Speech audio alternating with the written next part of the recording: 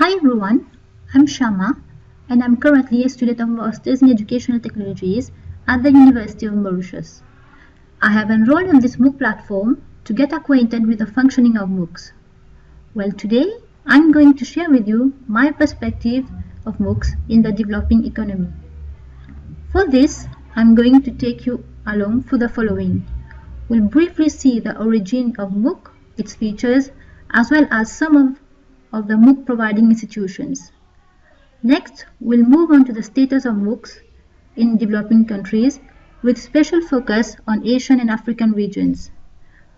We'll also have a go at the opportunities and challenges facing MOOCs in these countries. And finally, I will end on a personal note with a short reflection on MOOCs in my country. To begin with, MOOC originated in 2008 at the Canadian University of Manitoba, and the first course that was run in there was entitled Connectivism and Connective Knowledge. What are the essential characteristics of MOOCs? Well, MOOCs are known to be, firstly, massive, allowing access to a very large number of students. In a second place, MOOCs are open to everyone. Access to educational resources should be free, and MOOCs make use of open content. Also, these courses are run online, so anyone from anywhere can participate. Lastly, being a course, it should include the learning objectives, the learning content, as well as the assessment. Who provide MOOCs? The dominant MOOC providers today are Udacity and Coursera, which are profit-making, and the non-profit one is edX. As an example, Coursera, the largest MOOC provider, now offers free courses for more than 100 universities. Coming to the developing world, we are going to focus on Africa and Asia. According to a study on MOOC participants' location, it was found that the majority are from North America and Europe, while Asia and Africa have limited participation. However, gradually, the number of Asians and Africans are growing in participation, and the number of participating students and available courses from 2012 and 2013 has even tripled. This, of course, marks a rapid growth of MOOCs. Let's now focus on the opportunities that MOOCs bring in the developing world. Firstly, being online, they are easy to gain access to and inexpensive for the user. Thus, learners are allowed to start a course at any time, and they have the flexibility in matching learning resources with their needs. Secondly, MOOC may offer access to higher educational courses in regions where more universities are needed due to growing population. Such a scenario is seen in India. Thus, it seems appropriate to say that for these countries, MOOCs may provide a solution.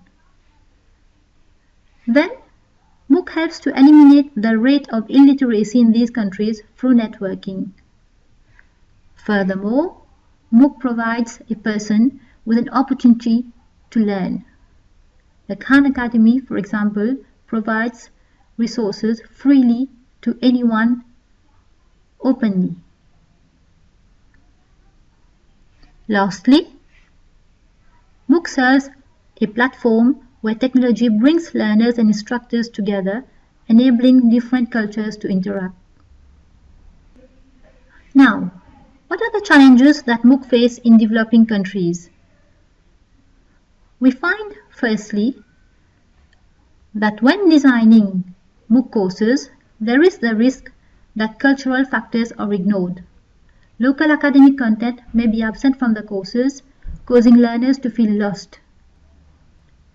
The second challenge is the poor quality of technological infrastructure available in developing countries. Here, we refer to both internet connections and hardware and software devices. For instance, if internet speed is poor, it will hinder the uploading of files as well as the viewing of streaming videos. Thirdly, in developing countries, learners may lack the e-learning readiness skills that will enable them to participate fully in MOOCs. Why? Because these learners are hardly exposed to the internet and e-learning environments. Finally, it is likely that learners would be more attracted to study MOOCs provided by better universities such as Stanford University or University of Oxford. This may cause a probable loss of students for Asian and African universities.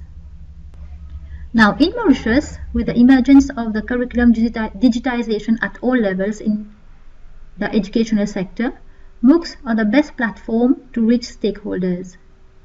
In fact, these courses can be made part and parcel of empowerment programs for educators to help them use the digital classroom.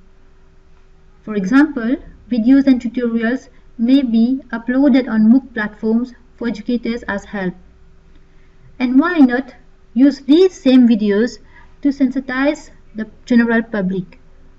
For this, of course, we'll have to develop contextual materials that can be uploaded on local repositories. I will conclude by saying that there is ample reason to believe that MOOCs will do more good than harm in the developing world, as long as pedagogical values are sustained with technological use.